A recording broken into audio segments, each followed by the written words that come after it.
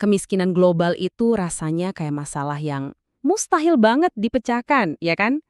Tapi, gimana kalau salah satu solusinya yang paling efektif justru udah ada sejak 1400 tahun yang lalu? Nah, hari ini kita bakal bongkar data di balik sebuah praktik kuno yang mungkin, sekali lagi, mungkin megang kunci buat tantangan paling modern kita. Lihat angka ini, 713,8 juta.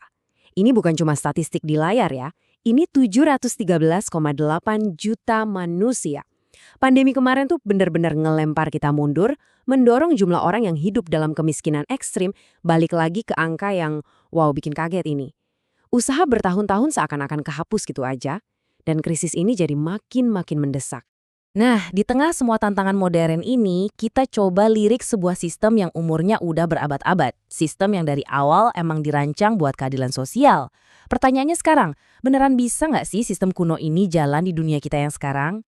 Oke, sebelum kita ngomongin solusinya, kita harus jujur dulu soal skala masalahnya.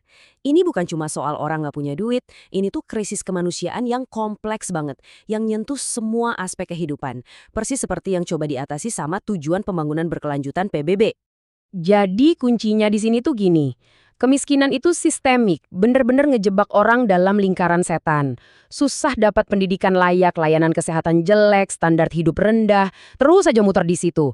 Jadi buat ngatasinnya jelas butuh lebih dari sekedar bantuan duit sesaat. Oke, sekarang ayo kita beralih ke solusi potensial yang tadi udah kita singgung, zakat. Coba deh, jangan bayangin ini sekedar amal biasa.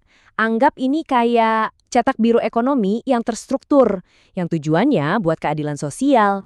Intinya sih simple. Zakat itu sebuah pilar fundamental dalam Islam ya. Ini adalah sistem wajib buat redistribusi kekayaan.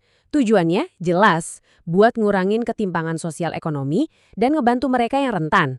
Jadi, ini mekanisme yang dirancang biar kekayaan itu nggak numpuk di atas doang, tapi terus berputar buat ngangkat seluruh komunitas. Kerennya, ini tuh jaring pengaman sosial yang umurnya udah tua banget. Nah, yang menarik kalau kita lihat tujuan-tujuannya ini, zakat itu menyeimbangkan banyak hal. Bukan cuma soal ngasih makan orang buat sehari ya, tapi ini soal ngebangun kemandirian. Konsep zakat produktif ini, wah ini kuncinya. Jadi bukan cuma ngasih bantuan, tapi ngasih alat, ngasih modal biar orang bisa mandiri secara ekonomi. Tapi, dengan potensi segede itu, seberapa banyak sih yang kita benar-benar tahu soal dampaknya di dunia nyata? Nah, disinilah teori ketemu sama kenyataan kan? Potensinya gede banget, tapi datanya bilang apa? Apa yang udah kita pelajari dari penelitian puluhan tahun, apakah zakat beneran ngefek dalam skala besar? Ini dia pertanyaan inti yang bakal kita gali lebih dalam. Nah, buat jawab pertanyaan itu, para peneliti ini melakukan sesuatu yang unik banget. Mereka nggak cuma baca ratusan studi soal zakat dan kemiskinan, tapi mereka memetakan semuanya. Tujuannya, mereka pengen lihat gimana semua ide dan temuan dari puluhan tahun terakhir itu saling nyambung. Bayangin aja kayak bikin peta GPS, tapi buat percakapan ilmiah. Metode ini namanya analisis bibliometrik. Gampangnya gini, ini adalah cara riset yang pakai analisis statistik buat metain hubungan antara publikasi, penulis, dan kata kunci. Persis kayak bikin jejaring sosial, tapi ini buat ide-ide penelitian. Daripada kita pusing baca satu-satu ratusan studi, ibaratnya lihat pohonnya doang, metode ini bikin kita bisa lihat seluruh hutannya. Jadi kelihatan deh ide mana yang paling berpengaruh dan tren apa yang lagi naik daun. Skalanya juga nggak main-main. Para peneliti ini ngumpulin 239 dokumen relevan selama lebih dari 3 dekade, dari tahun 1991 sampai 2024. Tujuannya buat ngebangun peta paling lengkap tentang gimana dunia akademis udah mempelajari zakat sebagai alat buat ngentasin kemiskinan. Dan sekarang, mari kita intip apa yang mereka temukan. Apa aja sih trennya, topik yang lagi panas, dan wawasan apa yang muncul dari analisis data segede ini? Oke, hal pertama yang langsung kelihatan, topik ini lagi panas banget. Minat akademis soal zakat ini meledak dalam beberapa tahun terakhir. Coba lihat deh lonjakannya di tahun 2019, 2021, sama 2023. Ini nunjukin kalau para ahli di seluruh dunia makin serius nih ngelirik zakat sebagai solusi potensial. Nah, ini dia jantung dari penelitiannya, peta itu sendiri. Coba kita luangkan waktu sebentar buat pahamin ini ya. Tiap titik itu adalah sebuah ide atau kata kunci.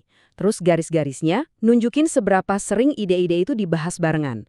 Makin gede titiknya, Makin penting ide itu dalam percakapan. Perhatiin juga warnanya. Titik yang lebih hangat, kayak kuning, itu nunjukin ide-ide yang lebih baru dan lagi ngetren.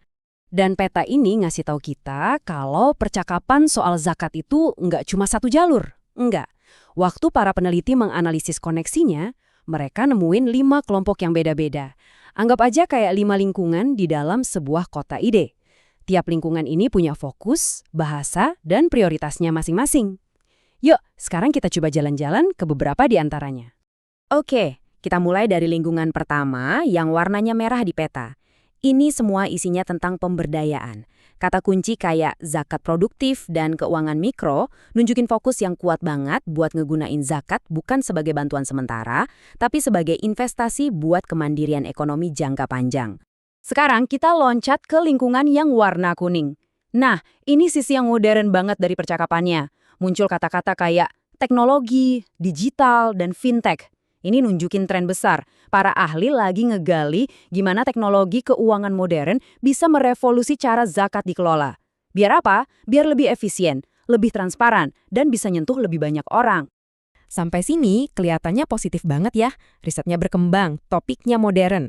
Tapi analisis ini juga ngebuka beberapa kelemahan besar. Beberapa titik buta yang signifikan dalam pemahaman kita semua. Coba deh perhatiin data ini. Percakapan global soal zakat ternyata nggak global-global amat.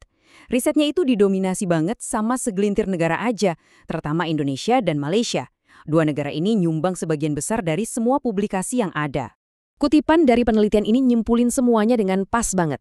Penelitian tentang zakat masih terfragmentasi dan cenderung parsial, sehingga gagal memberikan gambaran komprehensif tentang kontribusi zakat terhadap pengentasan kemiskinan global. Nah, dengan kata lain, karena penelitiannya itu numpuk di beberapa negara doang, kita cuma dapat potongan-potongan gambar lokal. Kita nggak dapat gambaran utuh gimana zakat bisa jadi solusi global. Intinya gini, kita jadi paham banget modal zakat dalam konteks Indonesia atau Malaysia, kita bisa lihat pohon-pohonnya dengan sangat jelas. Tapi kita jadi kehilangan gambaran besarnya. Kita nggak tahu gimana prinsip ini bisa jalan di sistem ekonomi yang beda-beda di seluruh dunia. Kita kehilangan pandangan soal hutannya secara global. Jadi, terus gimana dong? Mengidentifikasi titik buta ini bukan berarti ceritanya selesai. Justru ini adalah peta jalan buat masa depan. Ini ngasih tahu kita kemana penelitian dan praktik zakat harus difokuskan selanjutnya. Slide ini ngerangkum pergeseran yang harus terjadi. Penelitian harus geser nih dari yang cuma ngelihat dampak ke individu, jadi mulai paham dampak sistemiknya ke ekonomi global. Kita juga perlu lebih dari sekedar studi kasus lokal, tapi mulai bandingin antar negara secara serius. Dan yang paling penting, kita harus nyatuin semua percakapan yang tadinya jalan sendiri-sendiri soal pemberdayaan, fintech, tata kelola, jadi satu strategi yang terintegrasi. Nah, ini dia pertanyaan pamungkasnya. Gimana caranya kita bisa mastiin kearifan kuno ini diuji dengan ketelitian modern buat mecahin masalah kita yang paling mendesak? Kita punya sistem berusia 1400 tahun yang dirancang buat keadilan ekonomi, dan di sisi lain kita punya masalah modern kemiskinan ekstrim. Tantangannya sekarang adalah ngejembatin yang keduanya, menerapkan analisis yang tajam dan inovasi teknologi modern pada kearifan kuno. Buat lihat, jangan-jangan kita bisa ngebuka solusi yang benar-benar global.